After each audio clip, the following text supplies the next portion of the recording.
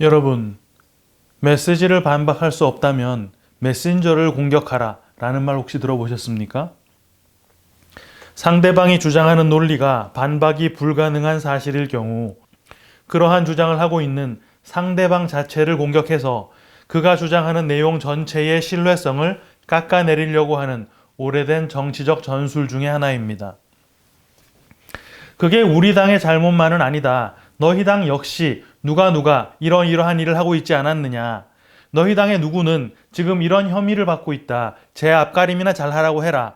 이런 식으로 물타기를 한다거나 아니 지금이 그런 얘기를 할 때냐. 민생은 내팽개치자는 것이냐. 너희 참 한가롭다. 시국이 어느 때인데 그런 지엽적인 사안을 따지고 있느냐. 일 안 하겠다는 것이냐. 라는 식으로 논점을 흐려버리는 것이죠. 궤변을 동원해서라도 상대방이 지금 억지를 쓰고 있다고 강하게 밀어붙이거나 예외적인 한 가지 사례를 들고 와서 전체인 양 호도를 한다든지 하는 또는 다소 무례해 보이더라도 상대방이 화나게 하는 발언을 하는 등의 전술이 사실 다 메신저를 공격하는 것에 해당됩니다. 논리적으로 보이는 상대방의 주장에 신빙성이 없다는 걸 반대로 주장하려는 것이죠. 하지만 사실 이런 메신저 공격을 한다는 것 자체가 이미 팩트에서 밀리고 있다는 것을 반증하는 것입니다. 팩트에서 밀릴 때 논리로 맞부딪힌다면 깨질 수밖에 없는 것이거든요.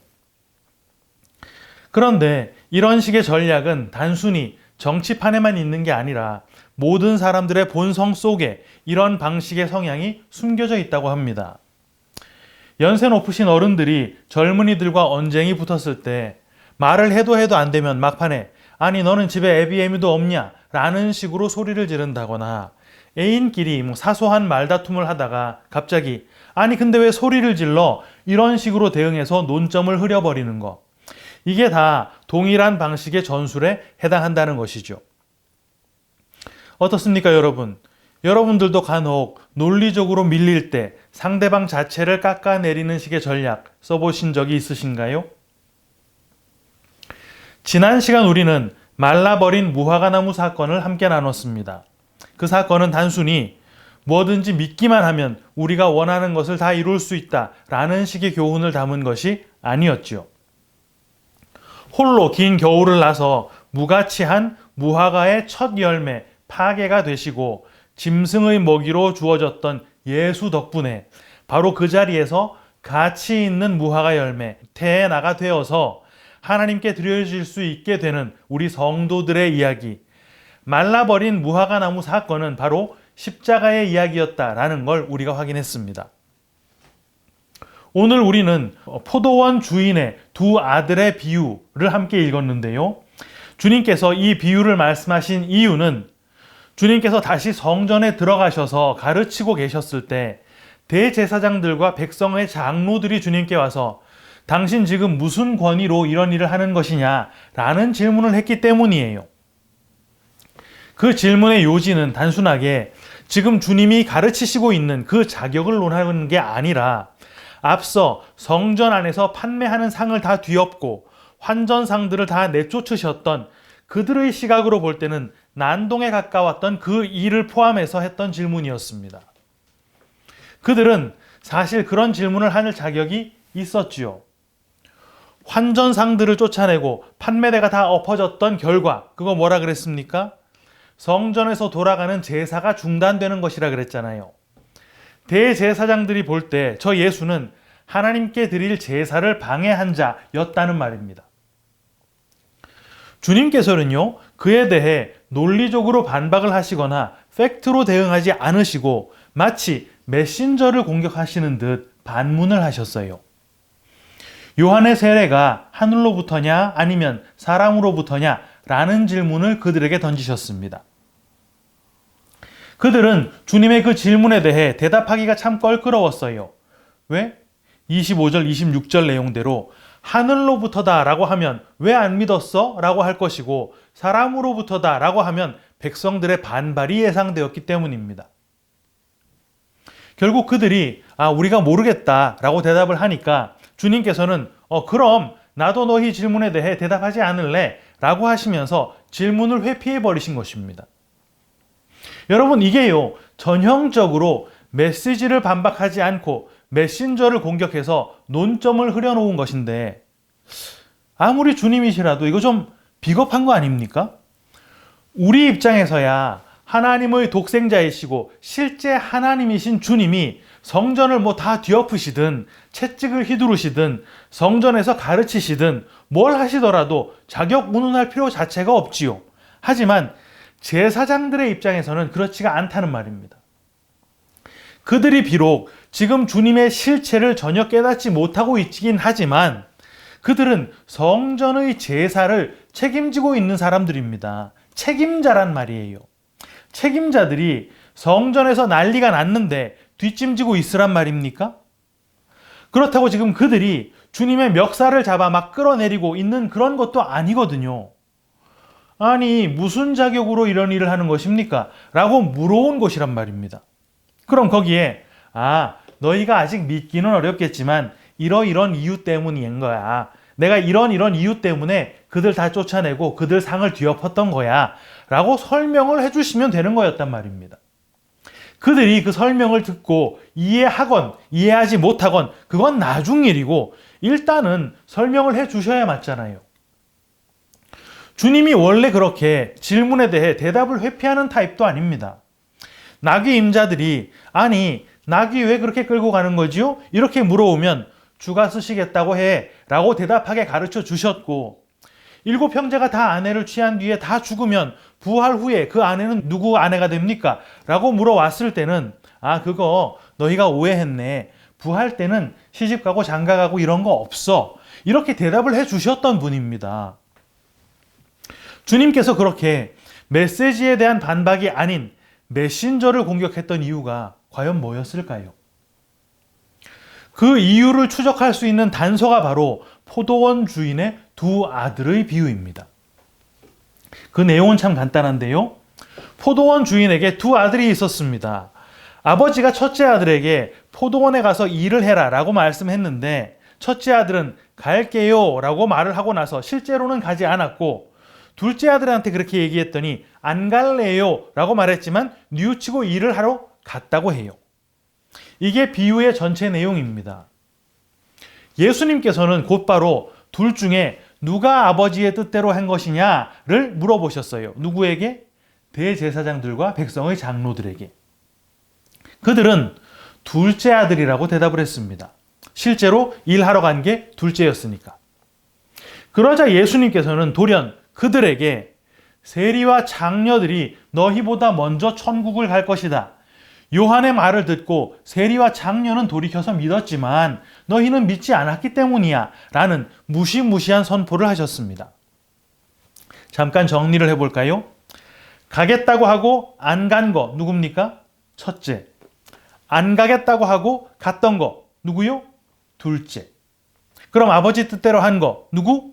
둘째. 네, 이게 우리가 본 개역 개정의 내용입니다. 그런데 이게 사실 오역이에요. 헬라어 원문이나 영어 성경을 보면 이게 반대로 나와 있습니다. 한글 번역판 중에는 표준 세번역이 원문대로 번역이 되어 있는데요.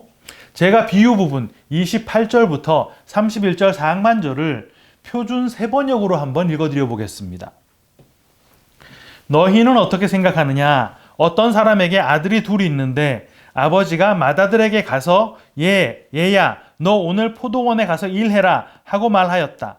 그런데 맏아들은 대답하기를 싫습니다 하고 말하였다. 그러나 그 뒤에 그는 뉘우치고 일하러 갔다. 아버지는 둘째 아들에게 가서 같은 말을 하였다. 그는 대답하기를 가겠습니다 아버지 하고서는 가지 않았다. 그런데 이 둘 가운데서 누가 아버지의 뜻을 행하였느냐? 예수께서 이렇게 물으시니 그들이 대답하였다. 맏아들입니다. 어떻습니까? 반대로 돼 있지요. 사실 우리 한글 성경이 굳이 이 맏아들과 둘째 아들을 바꿔서 번역한 이유는 어느 정도 예상을 할 수 있습니다. 예수님께서 비유를 말씀하신 후에 세리와 장녀들이 너희보다 먼저 천국에 들어간다 라고 말씀을 하셨는데 여기서 너희라고 지목된 대제사장들과 장로들, 편의상 이들을 대제사장 그룹이라고 칭하겠습니다. 이 대제사장 그룹과 세리와 창녀 이렇게 두 그룹을 비교해서 언급을 하셨으니까 당연히 비유 속의 두 아들 중 하나는 대제사장 그룹, 또 다른 하나는 세리 장녀 그룹이라야 하겠지요. 그런데 아버지의 뜻대로 한 아들은 안 가겠다고 했다가 돌이켜서 간 아들, 즉 실행으로 옮긴 아들이었어야만 했고, 예수님의 대답에 근거하자면 천국에 간 그룹은 당연히 세리와 창녀라야 할 테니까 성경 번역가들 입장에서는 어떡하든 이 세리와 창녀 그룹을 안 가겠다고는 했지만 결국은 포도원에 간 자들, 실행으로 옮겼던 바로 그 아들과 연결을 지어야만 했던 거예요. 맏아들은 아무리 봐도 가겠다고 했다가 안 간 놈들과 연결이 돼야 하니까 맏아들과 대제사장 그룹을 연결해 놓을 수밖에 없었을 거란 말입니다. 그래서 비유 속 두 아들의 대답과 행동을 맞바꿔서 번역을 했던 거예요. 하지만 그게 오늘날 교회에 큰 오해를 불러일으켰습니다. 오늘 이 비유를 정확하게 이해하는데 핵심이 되는 구절은 28절 시작 부분, 너희 생각에는 어떠하냐? 주님께서 마치 문제를 내시는 듯한 뉘앙스로 말씀하신 바로 이 부분입니다. 여기에 나오는 생각이라고 하는 단어가 헬라어로 도케오라고 하는 단어인데요. 생각, 판단, 의견이라는 뜻을 가진 단어입니다. 마태복음에는 오늘 본문까지 포함해서 이 단어가 딱 10번이 나오는데요. 그 중에 2번은 유대인들이 사용을 했고 나머지 8번은 주님께서 직접 사용하셨습니다. 그 8번 중에 몇 군데를 제가 읽어드릴게요. 3장 9절, 속으로 아브라함이 우리 조상이라고 생각하지 말라. 내가 너희에게 이르노니 하나님이 능히 이 돌들로도 아브라함의 자손이 되게 하시리라. 6장 7절, 또 기도할 때에 이방인과 같이 중언부언하지 말라. 그들은 말을 많이 하여야 들으실 줄 생각하느니라. 이렇게 주님께서 이 생각이라고 하는 단어를 쓰실 때는 인간들의 오해나 잘못된 판단을 언급하실 때, 그럴 때 사용하셨습니다. 한 군데만 더 보자면요. 17장 25절, 시몬아 네 생각은 어떠하냐? 세상 임금들이 누구에게 관세와 국세를 받느냐? 자기 아들에게냐 타인에게냐? 그때 베드로는 타인에게입니다 라고 답을 말했지요. 하지만 주님께서는 그 대답에 대해서 그럼 아들들은 세를 면하는 게 맞겠지 라고 하셨지만 곧바로 그러나 그들이 실족하면 안 되잖아. 그래서 내는 거야 라고 그 대답을 뒤집어 버리셨단 말입니다. 정리하자면 도케오, 생각이라고 하는 것은 하나님의 뜻을 보면서 그에 대해 인간이 스스로 가진 입장, 다시 말해 하나님의 뜻과 어긋나는 인간의 생각이라는 말을 하는 것입니다. 그럼 오늘 본문에서 대제사장들과 장로들이 말했던 그들의 생각, 어떤 생각입니까? 실행으로 옮긴 아들이 아버지 뜻대로 한 아들이다 라는 그 생각이잖아요. 바로 그 생각이 예수님께서도 동의하실 만한 니들 정답 맞췄구나 이렇다는 말이겠습니까? 당연히 아니겠지요. 그게 바로 인간들의 오해, 인간들의 잘못된 판단이다 라는 말을 하는 것입니다. 여러분, 생각을 해보세요. 대제사장들의 대답처럼 안 간다고 했다가 간 아들이 정말 아버지 뜻대로 한 것이라면, 다시 말해 원문의 기준에서 그 맏아들이 진짜 아버지 뜻대로 한 아들이다 라고 한다면 결국 천국은 행동으로 옮긴 자, 실행한 자만 갈 수 있다는 말이잖아요. 그게 복음입니까? 그럼 주님께서도 세리와 창녀가 천국에 갈 거야 라고 대답하시면 안 되죠. 세리와 창녀가 행동으로 보여줬던 건 다 세리짓, 창녀짓 밖에 없었으니까. 그에 반해 그들에게 있어서 하나님의 뜻을 실행으로 옮긴 자, 다른 말로 뭐요? 계명을 준수한 자, 행위로 보아서는 나무랄 데 없이 철저한 자, 누굽니까? 비록 안 가겠다고는 했지만 결국에 갔던 첫째 아들이었단 말이에요. 그들이 바로 대제사장들과 장로들이었단 말입니다. 그래서 그들이 첫째가 아버지 뜻대로 한 것입니다 라고 대답을 했던 거예요. 그리고 그 대제사장들과 백성의 장로들의 눈으로 볼 때 비유에 나오는 두 아들 가운데 하나를 이 세리와 장녀들에게 연결해 놓는다면 당연히 말로만 간다고 하고 실제로는 가지 않았던 둘째 아들일 수밖에 없었겠죠. 왜? 이스라엘 민족들 가운데 하나님의 율법을 딱 들이밀었을 때 안 가겠습니다 라고 할 사람은 아무도 없었거든요. 남의 소유 탐내지 마, 간음하지 마, 이렇게 계명을 요구했을 때 싫어요, 탐내고 간음할래요, 이럴 유대인은 하나도 없었다는 말입니다. 세리짓, 창녀짓 그거 하면서 그걸 당당하게 자랑스럽게 하는 유대인 있었을까요? 야, 세리짓, 창녀짓 이런 거 하면 안 되는 거야 라고 했을 때 왜요? 그게 뭐 어때서요? 이러지 않고 모두 다 네 라고 대답을 했을 거란 말입니다. 그런데 저 세리들, 저 창녀들은 말은 그렇게 해놓고 대답은 그렇게 해놓고 도무지 그 계명을 따르질 않는 거예요. 그들은 그 대제사장들의 시각으로 봤을 때 그럼 어떤 사람입니까? 아버지의 뜻대로 하지 않는 사람. 만약 대제사장들이 세리와 창녀들에게 야, 니들은 진짜 지옥이 마땅하다. 너희가 만약 그 세리짓, 그 창녀짓 다 끊고 속죄제 하나님께 드리고 과거를 청산한다면 하나님도 너희를 용서하시겠지. 우리도 너희를 욕하겠어? 그런데 너희는 어쩌면 맨날 말뿐이냐? 말로만 맨날 내가 죄인입니다 이러면서 변하는 게 없구나. 너희들은 그래서 지옥이 딱 어울려. 이렇게 말을 했다면 그들은요 아무런 반박도 못했을 것입니다. 왜? 팩트니까. 그들의 삶, 어떤 삶? 세리의 삶, 장녀의 삶. 그런 삶 자체가 그들이 죄인이 맞다고 폭로해버렸고 확증하고 있거든요. 비유 속의 그 둘째 아들처럼 그들은 가겠습니다 라고 말만 하고 결국은 안 갔던 자들이 맞다는 말입니다. 그런데 주님께서는 대제사장들과 장로들의 그 도케오, 그들의 그 생각을 완전히 뒤엎어 버리셨어요. 그 세리와 그 창녀들이 먼저 천국에 갈 거야 라고 선포를 해버리셨단 말입니다. 세리와 창녀들이 천국에 들어갈 수 있게 해준 그 근거 뭐였습니까? 32절. 세리와 창녀는 믿었으며 행위가 아닌 믿음이었다는 말을 하는 거예요. 아니, 큰아들은 안 가겠다고는 했지만 뉘우쳤잖아요. 그거 회개 아닌가요? 아닙니다. 우리가 회개한다라고 할 때 쓰는 단어는 헬라어 메타노이아예요.